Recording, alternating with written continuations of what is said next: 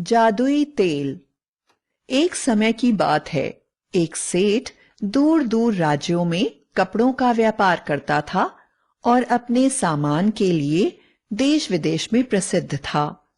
किसी को कैसा भी कपड़ा चाहिए होता वह सेठ से ही खरीदते थे। अपनी ईमानदारी और कड़ी मेहनत के कारण सेठ के पास जमीन जायदाद रुपए पैसे की कोई कमी नहीं थी। सेठ का कोई बच्चा नहीं था, केवल एक पत्नी थी जिसे सेठ बहुत प्यार करता था और देश विदेश से अपनी पत्नी के लिए तरह तरह के सुंदर सुंदर उपहार लेकर आया करता था।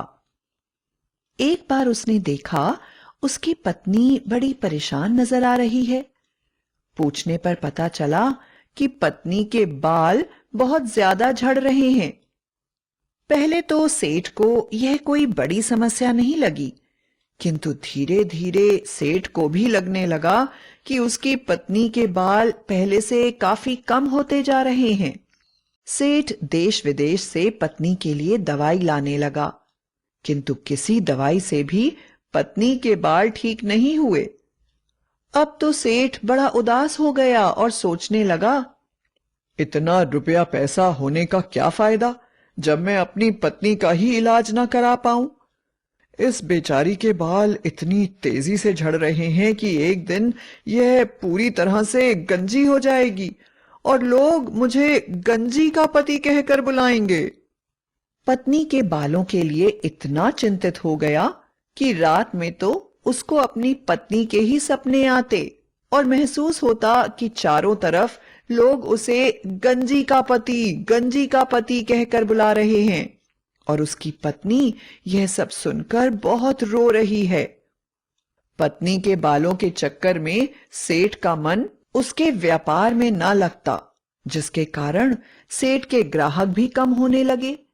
यहां तक कि महीनों से दूसरे नगरों में भी नहीं गया था। और एक दिन जब सेठ की पत्नी स्नान करके बाहर आई तो सच में ही उसके सारे बाल गायब हो चुके थे और वह पूरी तरह से गंजी हो चुकी थी। उसने जब अपनी पत्नी का यह हाल देखा तो जोर जोर से रोने लगा और गांव के बाहर बने देवी के मंदिर में चला गया। उसे लगा वहां बैठकर उसे शांति मिलेगी। जब वहां पर वह बैठा हुआ था, वहां पर एक साधु आया और उसने सेठ से उसकी उदासी का कारण पूछा। साधु के प्यार भरे शब्द सुनकर सेठ सिसक सिसक कर रोने लगा और बोला, महाराज, मेरी पत्नी के सारे बाल गिर गए और वह पूरी तरह से गंजी हो गई है। मुझे समझ में नहीं आ रहा है कि मैं अब सबको अपना मुंह कैसे दिखाऊं। साधु बोला, बेटा, मैं तुम्हें वर्षों से जानता हूं। मुझे पता है कि तुम एक बहुत ही मेहनती, सच्चे और दयालु इंसान हो।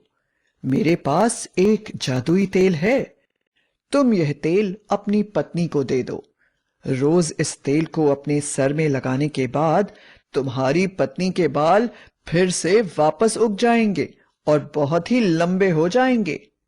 किंतु याद रखना, यह जादुई तेल है और इसका काम है किसी भी चीज को बड़ा कर देना।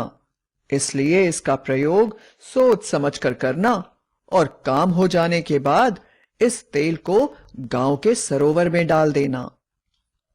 सेठ बहुत खुश हुआ और साधु से तेल लेकर उसने अपनी पत्नी को दे दिया।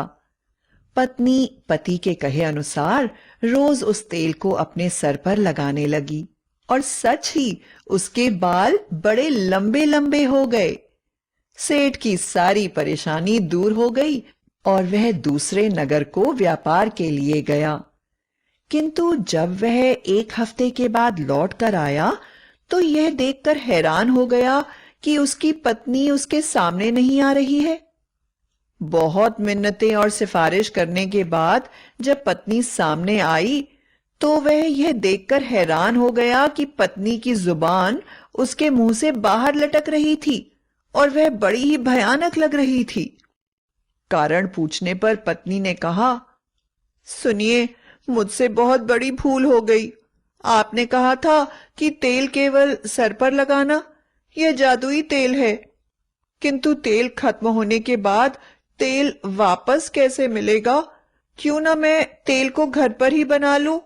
ऐसा सोचकर मैंने तेल को अपनी जीभ पर लगाकर उसका स्वाद लेना चाहा कि जान सकूं इसमें क्या क्या मिला है, और ऐसा करते ही मेरी जीभ इतनी बड़ी हो गई। सेठ सिर पकड़कर बैठ गया। वह समझ गया कि अब इस समस्या का कोई निदान नहीं। उसके बाद सेठ की पत्नी को किसी ने घर के बाहर कभी नहीं देखा, और सेठ अपनी पत्नी की मूर्खता के कारण पूरे जीवन एक इतनी लंबी जीभ वाली पत्नी के साथ जीता रहा, और यह कहावत बन गई कि पत्नियों की जीभ बहुत लंबी होती है।